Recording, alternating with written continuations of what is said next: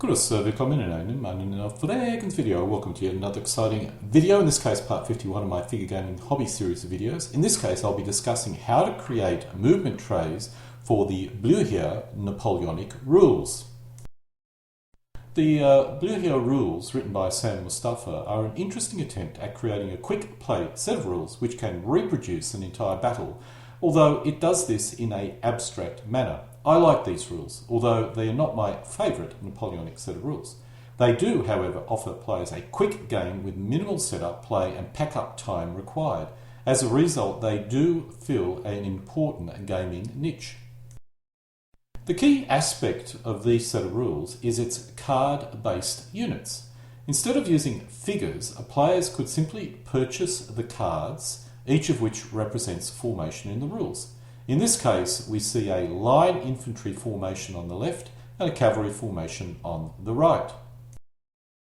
One benefit of the system is players could create their own cards, as you can see here. On the left, horse artillery, and on the right, light dragoons. While you can certainly create your own high quality cards, these lower quality cards are perfectly functional as well. One key aspect of the card system is that when the cards are too far away, you only see the back of the card rather than the front. So there is an element of hidden movement in the game. Each card has a significant amount of information on it, which makes play much easier. It basically is a large board game counter with all the advantages and disadvantages of a board game. Most of these values are fixed, and a player would have the card off the table to act as a sort of cheat sheet if using figures. The variable values is the elan value, or for artillery, ammo boxes. Any movement tray requires a player some way of tracking both elan for infantry and cavalry and ammo for artillery. This shows an example of what a game would look like. While the card system offers many benefits, I prefer figures, thus my interest in creating a movement tray to make play as close to the card version as possible, but to include the bling that is inherent with figure gaming. This shows one possible example of a rather good-looking movement tray solution for these rules. In this case, the movement trays are similar size to the original cards, which are playing card size. You'll notice the figures are using the US style of basing, and up to 4 elements are placed in each movement tray. The critical point is the use of a dice to track elan. This will cover 95% of all formations, but some formations may have an elan of 7, which requires a special method of tracking it. I would suggest no dice would indicate that it has an elan of 7, and perhaps under the dice there is a 7 drawn. The formation is indicated in this example as well. This is required because players will need to cross-reference the other fixed values of this formation. This is another interesting solution. In this example we have the movement tray with the figures in it, but there are no values attached to the movement tray or the figure bases. Instead, a piece of paper with the necessary values is placed behind the movement tray. This is another interesting solution. In this case, the entire base is card size, with a special strip which is placed behind it. This contains the values as well as room for dice. In this example, the movement tray has no slots that you place elements in it, and is a simple 3mm thick MDF board with a slot at the rear only for the dice. The elements are simply placed on the tray. This is a rather elaborate base. It's a simple element, that is, the whole base is an element, with a strip in the rear which contains the values and a slot for the dice. I think this is all one piece, which means it could only be used with this set of rules. This is another single base approach, which I have to admit looks very nice. This maximizes the bling of figures, while duplicates the cards quite accurately, as you can see with the strip at the rear. However, with all these solutions, there is a significant issue you need to deal with. If you're using figures, are you going to base them for only these rules, or are you going to use a more universal based figure system so you can use the figures with other rules? If you use a 6cm wide base, then you could use those bases instead of a card or movement tray. In this case, you do not need to use the Blücher rules or Blücher base size, and instead use a more standard base size and simply adjust the base widths in the rules. The only minor issue with this is you need to track the unit name and values in some way, shape or form. If you use a different standard base size, then you may need to group the elements together into a Blücher unit. In this specific case, you would need to create a unit which is 2 elements wide by 2 elements deep. This will work, but it would be easier to place the elements on a movement tray. If you use a movement tray, then why not add a spot for the unit name and a dice to track elan? As a result, if you're using 4cm wide basing, then a movement tray which looks like this would work rather well with Blücher. Artillery would slot in perfectly into the slots that you had arranged for the infantry. The only minor issue is the cavalry would not perfectly slot into the spots, but nonetheless this unit would work regardless. Remember, the figures actually have no relevance in the rules. They're only there to indicate if it's infantry, cavalry or artillery. If you have 6mm of figures based on 3cm square bases, it becomes a little bit more difficult, but certainly not impossible. My example assumes that I'm going to be creating movement trays for 6mm figures based on 3cm square elements. While the video example is focused on simply one type of element basing system and one type of movement tray, the method of creating the movement tray is applicable to any system a player wishes to adopt. Simply adjust the sizes accordingly. First, we need to create our movement tray bases. In this case, the movement trays are 7cm wide by 8.5cm deep. They use 3mm thick MDF. I cut the MDF with a fine-tooth saw. The slots are edged with balsa woods. The edges will either use 3mm square or 2.5mm square balsa wood. This shows a 2.5mm square, as you can see at the end of it, balsa wood strip. You will need a cutting board. In this case I use a 3mm MDF sheet, but players can use a professional cutting board if they so desire. The balsa wood is cut with a sharp craft knife. This is a very cheap set I purchased from a dollar shop. You now need to cut your balsa wood. I line up the balsa wood with the movement tray and you get your cutting knife ready to cut it to the correct length. This shows the balsa wood cut to the correct length. You will need 2 pieces of this length, as this forms the side of the MDF movement tray. The pieces which you use across the base, or the width, have to take into account the width of the side pieces, or the side pieces of balsa wood. I line up the balsa wood with the width of my movement tray and subtract the width of the side balsa wood pieces, as you can see here.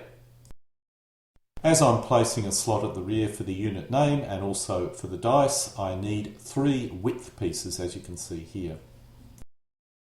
You now need 2 pieces, 2 or small pieces, to hold the dice. I cut this using a dice as a guide, as you can see here.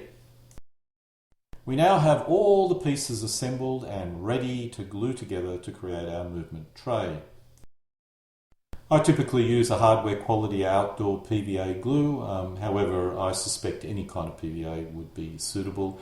I now run a strip along the areas which the balsa wood would probably have to occupy, as you can see here. To prevent any build-up of glue inside the tray, which would affect the actual elements you place in it, I now smear the glue in order to make it as flat as possible, as you can see here. Now simply place your balsa wood on the glue in the correct position. Avoid any build-up of glue in the tray. As you can see in the top left corner, there's a bit of a build-up. If possible, you should try and smooth that out, because the element that you place in that spot will be sticking up a little bit if you do not do this. Now we need to make sure all the measurements are correct. First, I make sure the dice can fit in the dice slot.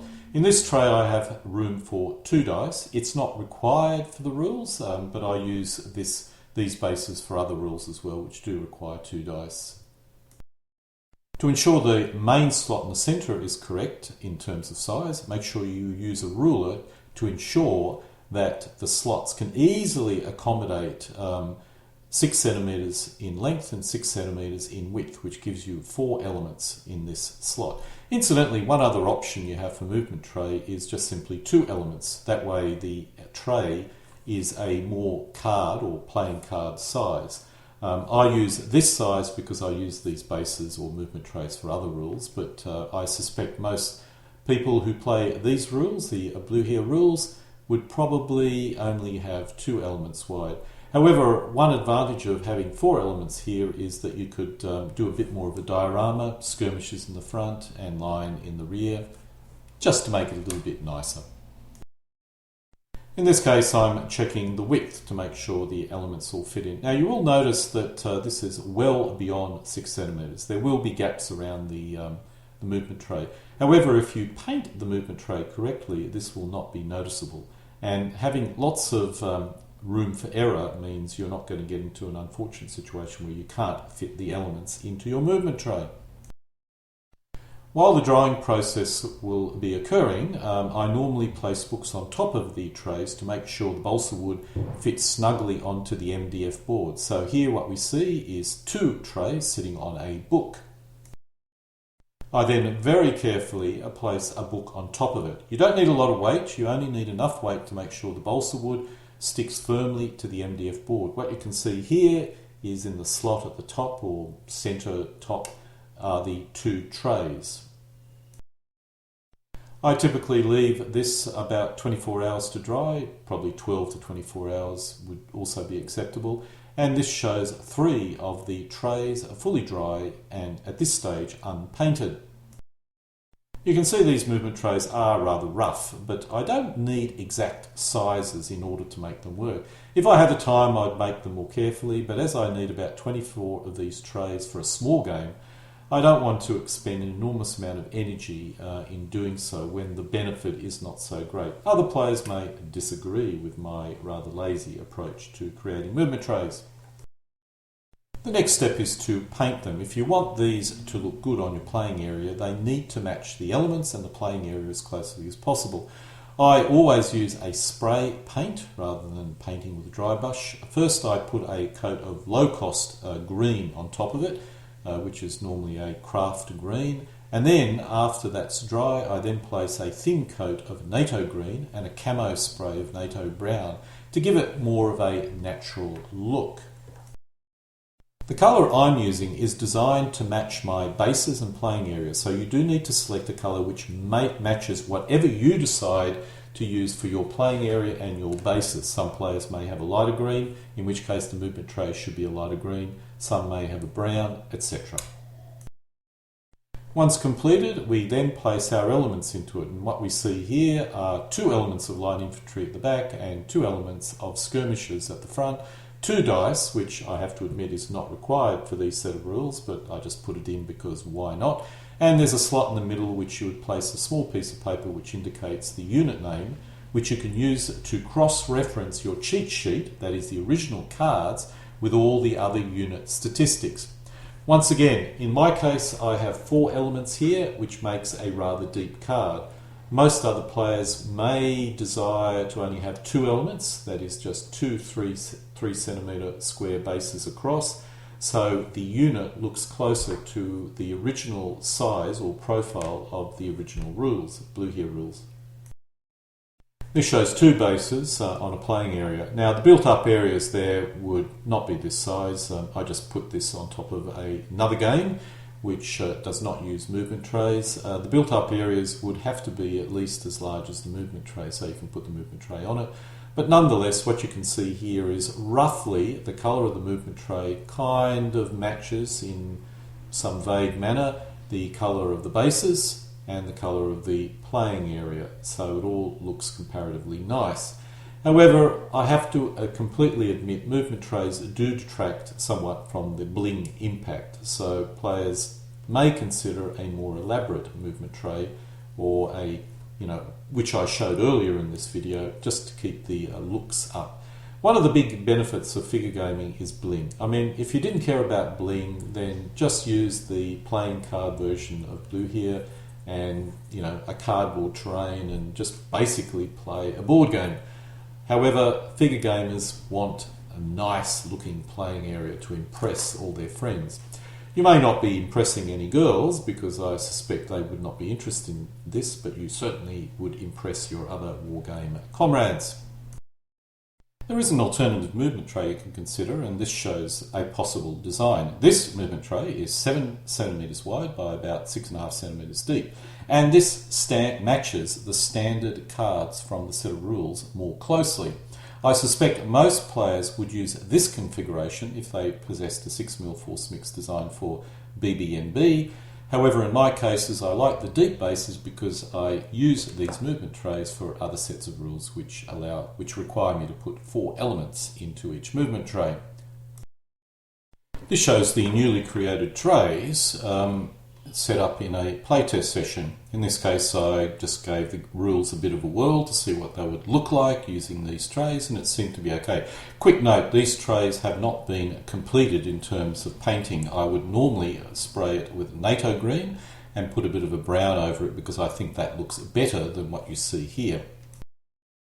You can see it a bit clearer here. If I painted the bases with a very thin coat of NATO green, it would merge in far better with the actual terrain that you see around there and the bases as well. Certainly the dices, I'm only showing you the elan values or the bombard strengths. I normally don't like written words with little white bits of paper on the playing area, so normally the other dice spot is the actual unit designation. So I would normally have 1 to 6 red dice in there, indicating a first unit to the 6th unit red, and then I'd go for blue and then go for black. And that way I can get up to a total of 18 elements. I rarely go beyond 12 elements, but you just keep on putting in different colours and you can have as many units as you want. Of course, this requires you to cross-reference your red, blue and whatever colour dice, 1 to 6 for each of those colours, with a chart which indicates what the unit is. Incidentally, what I also normally do, you'll notice the unit in the middle. If it's got cavalry attached to the unit, then I'll put a cavalry element in there. And I'll normally use different troop types to determine, to indicate the other characteristics of the units. My whole objective is to try and avoid putting anything on the playing area which detracts from bling. If, on the other hand, you do not wish to make your own trays because it's too awkward or you're not proficient with balsa wood and cutting and things of this nature, you can certainly purchase trays from many different companies. This is one of the trays I normally will use for this particular set of rules and other rules. However, you'll notice there are no spots for slots, etc. Now, I do have other trays which are a bit deeper, and I can actually put my 4 elements in the front, and I can loosely place dice or markers at the rear of the base. So this is actually a viable option if you don't want to make your own trays. And so we come to an end of this video, in this case part 51 of my figure gaming hobby series of videos, in this case covering how to make movement trays for the Blücher set of rules. Alle guten Dinge kommen zu einem Ende.